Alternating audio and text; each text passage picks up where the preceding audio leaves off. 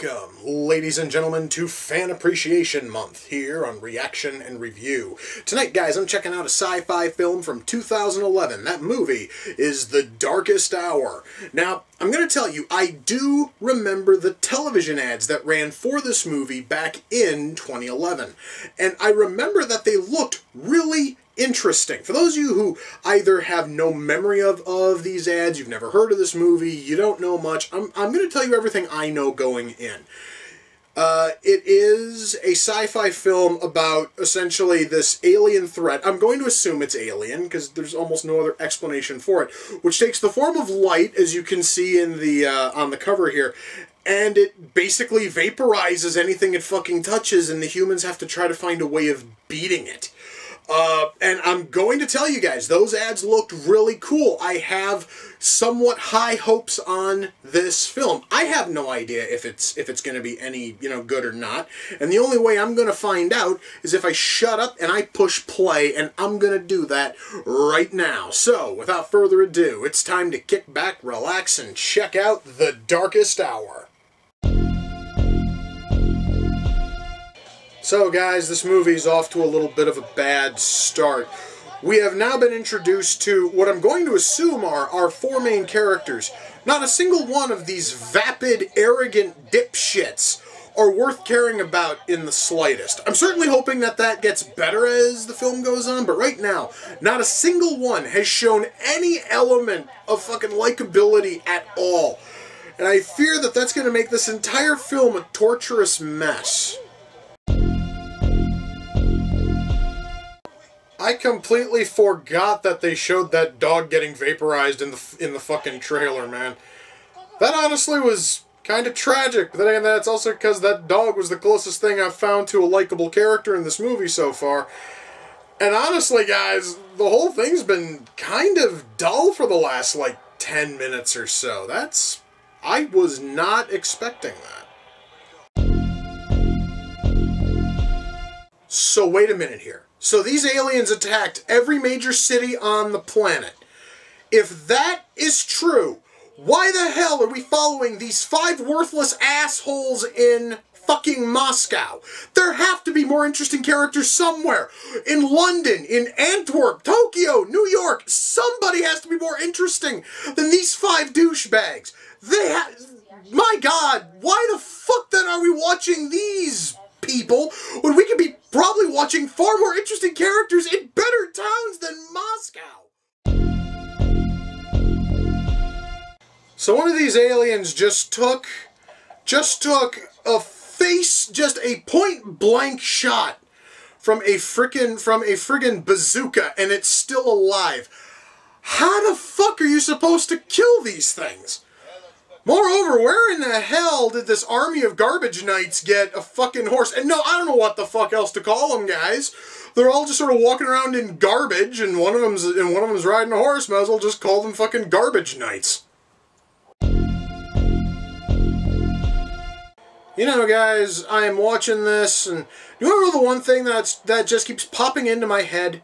I wonder what all of the survivors in Boston are doing right now. I wonder what all the survivors in Chicago are doing right now.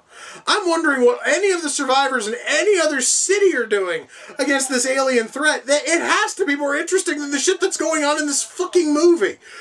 And I probably wouldn't be thinking this if the movie didn't come right out and say, yes, the aliens have hit all of these other cities.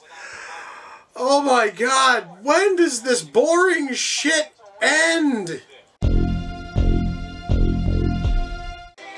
Wow, that was fucking shit. Anyway, guys, that was The Darkest Hour. Let's just Jesus. Fuck. Let me start, guys, by saying this. When I decided I was going to review this, when I, was all set to film this, I had high hopes for this. How high? I actually opened a spot on my Blu-ray shelf specifically so I could put this goddamn thing in there. That is how much I thought this movie was going to be good. Boy, was that ever a waste of time rearranging my Blu-ray collection for a movie that's never going in it. Anyway, so what exactly is wrong with The Darkest Hour? Fucking A. Alright, let's start with writing. There is a problem with this movie. It's a problem I've never seen this bad in any movie. See, guys, I've talked in the past about a lot of movies that kind of feel as if they're cribbing, you know, notes or cribbing scenes, cribbing dialogue from other films. But normally, that's just, you know, that's normally just a line here, a line there, nothing big. This thing, on the other hand, has nothing original to it. Every single plot point, every line of dialogue, every plot turn, you've seen in other movies. You've seen in better movies. This thing, guys, is just basically what happens if you take a whole bunch of really good lines of dialogue, really good plot twists, really good, you know, everything, and you try to mash all of it together and hope and pray that the god-awful fucking Frankensteinian thing you've created is going to be good. But really it's not. Because as I sat there watching it, and we see our five irritating heroes fucking around in a mall while trying to avoid the, you know, alien menace that was hassling them. The one thing that popped into my head was when I saw similar scenes in stuff like Dawn of the Dead, where a bunch of our characters were dicking around in a mall trying to survive a fucking zombie outbreak. I'm going to tell you guys that Dawn of the Dead is infinitely better than this, but then again, that's because it's Dawn of the fucking Dead, and that movie's been a classic for decades now. You know, and that, guys, is not the only one. It's like, so everyone has to try to travel to a sub where there are even more survivors. We've heard this sort of story before. Whether it be a sub, a boat, a subway train, there's some place where a whole boatload of frickin' survivors have all kind of gathered, and now our heroes have to try to traverse the enemy fucking infested territory to get there. We've seen everything that this movie has to offer in better movies. The worst part is, this thing does not do anything with any of it. It doesn't do any of it well. So you basically are going to see everything coming at least 5 minutes before it happens. Guys, when I first saw our five heroes, and yes, they actually did add a fifth, like a minute after I said that, a minute after I commented about our four fucking unlikable dicks, we were then greeted to a fifth. I knew for a fact that he was going to be the first one to fucking die. And guess what? I called it! And I'm then, okay, and then this one here is going to go next. Boom! Oh, what do you know? I must be psychic. And then this one's going to go.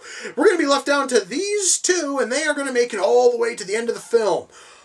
Wow! Guys, that honestly is how predictable this movie is. You will know everything that's coming before it happens. And it actually kind of renders the whole thing boring.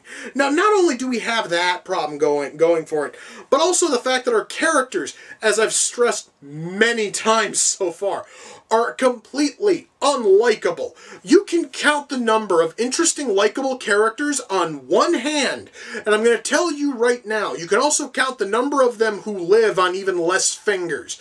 I believe maybe, let me think, maybe 3 fucking interesting characters. One of them was a goddamned cat, for fuck's sake. The cat, I'm going to assume is dead. We never actually get to see what happened to the cat. But out of the other 2, only one of them lives. So, yeah, this movie went out of its way to just completely wipe out likable characters in the rare instances that they were bringing them to the screen. I'm also wondering exactly how devastating this whole friggin' attack was when we find a refugee camp in Moscow where a whole bunch of survivors have met up, and there's like, maybe like 100 of them in there, and you just see them all, just everywhere. You know, there's tons of them in there. How the hell did all of them live? And moreover, why in the hell are our, you know, main characters shocked to see this many people when they already found a couple of survivors earlier in the film? Honestly, guys, this movie's trying to play it up like it's this ultra devastating thing, but it honestly must not have been, when the first thing our five main characters, you know, see upon leaving their little, like, safety hole after a couple of days is an old woman who survived the attack and is still bricking up her doorway. So it must not have been as bad as the movie's trying to make it out to be, especially, again, when we find the camp with all these fucking survivors, and then we hear about all these subs which have even more survivors from people from every other city which was every major city on the planet. And again, I do have to stress, seeing as how the movie insisted on mentioning that, and then makes it a point at the very end of the film, why weren't we following any of these other groups? It would have been far better than following our group of 5 douche fucking nuggets we were stuck with in this thing. Alright, so, you know, writing here is terrible, guys, because not only do we have characters who suck, but there isn't a single original concept in this entire film. This thing has no reason to be simply on the grounds of writing. But I'm going to try to move past writing. What about the acting? Well, the acting is okay. I mean, the acting, guys, is passable. I mean, I certainly, guys, am not going to say that the acting here was fucking destined for Golden Globes or Oscars, but at least the acting was decent. Which, I honestly don't know if that's a good thing or not, because, mind you, again, we don't have a single likable main character, which means that every single one of our leads just basically had to play douchey, and I don't really think that there's much challenge in that. I do have to ask, though, and this sort of goes back to writing. So all of this is happening in Russia. We have 3 characters who are native to the U.S., one character who, she sounded like she might have been Australian. I'm going to assume that she was Australian. And everybody else is Russian. I didn't know that many people in Russia spoke English and spoke it that well. Again, perhaps honestly that's because I've never left my own country, but I kind of thought that in Russia I really thought that in Russia you wouldn't find nothing but people who speak fluent English. Just seems a little off to me. Perhaps that's a common thing over there. I do not know. It just threw me off a little bit. But anyway, that though is just sort of something about, you know, that I wanted to throw in that. Right, I mean, acting here though is still really solid. I mean, it's not great, but it certainly works. Special effects. This, guys, is really the one spot I'm going to praise this movie on, is its special effects. We have some awesome looking CG, especially from our creatures, and especially when they begin to turn humans, and in one real unfortunate case, a dog, into a pile of dust. Those effects looked really cool. Fire effects, on the other hand, looked kind of shit. The shots when buildings have to crumble looked terrible. But you know what, guys? I am really going to let all of that slide, because at least the aliens looked cool, and the kills were done really well in terms of special effects. So we do have that. And also it is sort of cool when we actually see from the aliens' point of view, and everything's all in like a weird pseudo sort of like wireframe thing. All of that I thought was sort of cool. So at least I can say that special effects worked. Camera work here is fine, lighting here is fine, the soundtrack, I do not remember a single piece of music in this entire film. I'm talking soundtrack and score. I remember none of it, so I'm just going to let all of that slide. God, is there anything else to really talk about? Well, I guess, guys, when all is said and done, am I able to recommend The Darkest Hour? No, I personally can't. I honestly found it to be really, really dull. If you've maybe never seen any other film involving aliens or you know, like aliens or zombie outbreaks or any of that. If you haven't seen the copious mountain of movies that this thing has cribbed its dialogue, its plot points, and its story from, then you're probably going to like it. However, if you have any kind of extensive knowledge in those sorts of movies, this thing is going to come off as just incredibly dull. And you're going to sit there and you're just going to think, well, why the fuck am I not watching something better? Why aren't I watching Mars Attacks? Why aren't I watching Dawn of, I might as well mention Dawn of the fucking Dead again. You know, why the hell aren't you watching those when all of those have done everything which this movie did, but so much better? Oh, man. No, guys. I cannot recommend this. I had such high hopes, too. I really wanted to like this fucking thing. Anyway, guys, The Darkest Hour came off the Amazon wish list. The person who sent it in was Marcus. Yes, I had to look at my little note here. You can find Marcus's YouTube channel at youtube.com/user/MrMark315. Yes, Marcus, I do want to thank you. Again, I've already said this a few times. I really wanted to like this thing. I had my hopes set sort of high. Then this movie came in and shat all over every last hope I had for it. But frankly, I would not have known that if you hadn't sent it in, and for that, I thank you, dude. Once more, that is Mr. Mark315. Please, guys, swing on over to his channel and check out anything and everything he has. Now, I mentioned Mars Attacks, and I mentioned Dawn of the Dead. I've got both of those on Blu-ray. I'm going to go watch both of those right now, because, god damn it, those, for whatever reason, those honestly were like the two big movies that kept popping into my head as I was watching this fucking thing. So I'm just going to go watch those, and I'm going to be a little bit happier about watching those, and hopefully I will have forgotten about watching this pile of shit. Anyway, guys, with that, we come to the close of another reaction and review. Until next time, ladies and gentlemen, take care, and I will see you all in the near future.